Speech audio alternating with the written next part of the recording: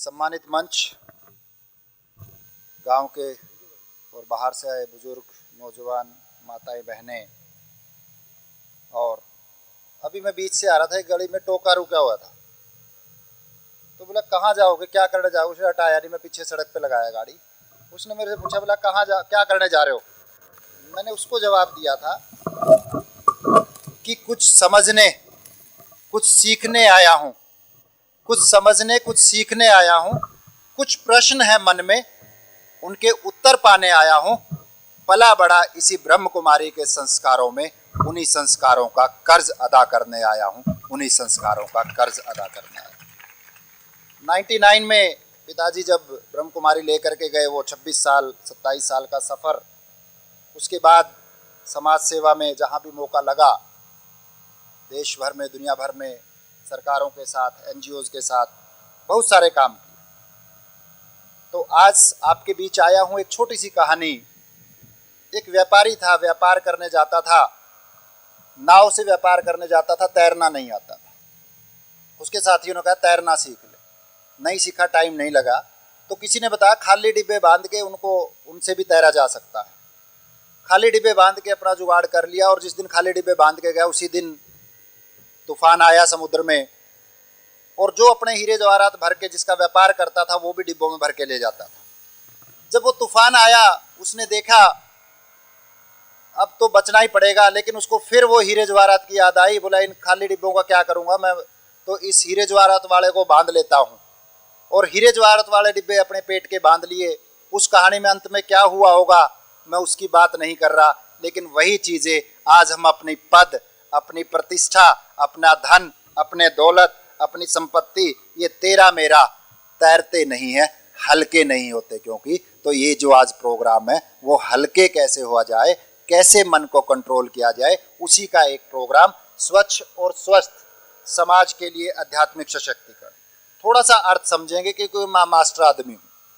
गिरीश भाई आपके चरण पड़े, आपकी शरण मिली, लेकिन जब तक वो आचरण में ना आए, उसका कोई भी फायदा नहीं होगा। पहले, सबसे पहले साफ मन होगा, स्वस्थ तन होगा, और आध्यात्मिक सशक्तिकरण होगा, तो समाज से और देश से हम सशक्त होंगे, सुदृढ़ बनेंगे। और ब्रह्म कुमारी इसके लिए आज से नहीं, वर्षों से काम कर रहा है। और ये एक जरिया है, हम किस तरह से मेडिटेशन से जुड़ के मेडिकेशन से, मेडिसन से दूर हो सकते हैं। किस तरह, यहाँ से बहुत सारे टॉपिक लिखे हैं। तनाव युक्त की बजाय शांति युक्त जीवन कैसे जी सकते हैं। और नशा, उसको लिख के देख लेना बाद में। नशे को अब नाश की तरफ धकेलना है, या नशे से दूर होकर के उन्हीं वर्ड से अपनी शान और अपने समाज की, अपने गांव की शान को बढ़ाना है। सरपंच साहब, ये देखना होगा कि हम अपनी जिंदगी को बेटर बनाएं या बेटर बनाएं, ये सोचना होगा। और गृहस्थ जीवन पे तो मैं कई दिन के प्रवचन बोलता हूँ। गृहस्थ जीवन आपका तो सबका अच्छा है, मैं यहाँ बैठे उनकी बात नहीं कर रहा, जो यहाँ पे नहीं बैठे उनकी बात कर रहा हूँ। आपका तो सबका अच्छा है, मैं मानता हूँ। गृहस्थ जीवन का सुख शांति, क्योंकि आज छत बट जाए भले ही, मेरा मानना यह है छत बट जाए लेकिन छाती ना बटे, वो दिल नहीं बटने चाहिए। आज जब हम रिश्तों में मधुरता होगी, तो रास्ते भी निकल जाएंगे, उन रिश्तों से रास्ते भी निकलेंगे। और रिश्ते नाते, दो वर्ड है बड़े। रिश्ते हम यहाँ पे आकर के बनाते हैं, नाते प्रभु बना करके भेजता। मैं किस घर में पैदा होऊंगा, कौन मेरे माँ बाप होंगे, ये मेरे नाते हैं। रिश्ता मेरा कौन दोस्त होगा, कौन होगा। तो हमने रिश्ते नातों को बनाना भी है, बचाना भी है, बढ़ाना भी है, निभाना भी है। आज खतरा नजर आ रहा है, चाहे 8 साल का बच्चा हो, चाहे 8 साल 80 साल का बूढ़ा हो, सब पे तनाव कहीं ना कहीं हावी है। तो एक समय था जब बेटा जवान होता था, पिता की छाती चौड़ी हो जाती थी और माँ की आंखों में एक रोशनी आ जाती थी। लेकिन आज इस टेक्नोलॉजी के कारण, मिसयूज के कारण, मोबाइल के मिसयूज के कारण, आज कहीं ना कहीं उस माँ बाप के, जब बेटा जवान होता है, कहीं ना कहीं वो कमर झुक जाती है और उस माँ की आंखों पे झाइयाँ छा जाती है। तो ये परिवार को हमें सहेजना होगा। परिवार बचेगा तब समाज बचेगा। और परिवार तो, अभी तो ये बोतल सरपंच साहब आपने रख दी, कई बार हम जाते हैं विदेश में, थर्मस रखते हैं। मैंने कहा इसमें क्या है, कहते कांच होता है बीच में, ये गर्म या ठंडा रखता है।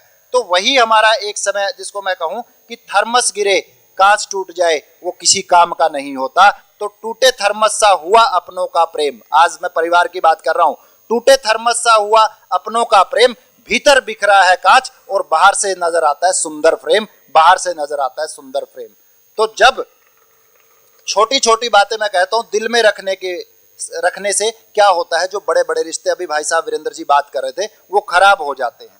तो दर और दीवारें, दर होता है दरवाजे को बोलते हैं, और दीवारों, इनका ध्यान रखना होगा कि दर जो हमारी जिसको हम दरवाजा बोलते हैं उससे शांति बाहर ना जाए और दीवारें उससे अशांति ना आ जाए। इस तरह का हमने आज उस तरह के बच्चों को शिक्षा ब्रह्म कुमारी के माध्यम से देनी है। हम एसडीएम साहब उच्च शिक्षा तक तो पहुंच गए हैं, लेकिन उच्च शिक्षा से कुछ नहीं होगा जब तक उत्तम शिक्षा नहीं होगी। तो उत्तम शिक्षा देने का ये आपका गांव मैं कहूं बधाई का पात्र है, जिसने इतने छोटे बचपन से ही बच्चों को इस ब्रह्म कुमारी से जोड़ दिया है। तो घरों में जो मिलेगी ताकत उसको बाहर इस्तेमाल करना, सामाजिक सशक्तिकरण वही है। हमने कोरोना में एसडीएम साहब वर्क फ्रॉम होम भी किया, वर्क फॉर होम भी कर रहे हैं, लेकिन आज मेरी गुजारिश है वर्क फॉर पीस भी कर लीजिए, शांति के लिए काम कर लीजिए, वर्क फॉर हैप्पीनेस भी कर लीजिए। और जब सेवा में हम 5 बातें जोड़ देते हैं, सेवा जब करते हैं समाज सेवा खासकर, उसमें 5 बातें जोड़ दीजिए, वो सेवा उत्तम होगी। पहला भरोसा अपने आप पे और भगवान पे, दूसरा मददगार बनिए जितना भी हो सके, तीसरा शांत रहिए, और चौथा अहंकार रहित, मैंने कर दिया, अहंकार तो रावण का भी नहीं बचा। और 5वां जो सबसे जरूरी है अपेक्षा रहित, मेरे को लालच कोई नहीं है, लोभ कोई नहीं है, उस राम ने जो सबके लिए किया उस भावना से ये सेवा भावना आ जाएगी तो समाज में ना अशांति रहेगी, ना नाखुशी रहेगी, ना नाराजगी रहेगी। तो हम उस समाज को सामंजस्य के साथ आगे बढ़ा पाएंगे। और इस तरह का हमारा रहना चाहिए कि कुछ को इस तरह से मैंने अपने जो मैं जिंदगी कह रहा हूं, कुछ इस तरह से मैंने जिंदगी को आसान कर लिया, किसी से माफी मांग ली और किसी को माफ कर दिया।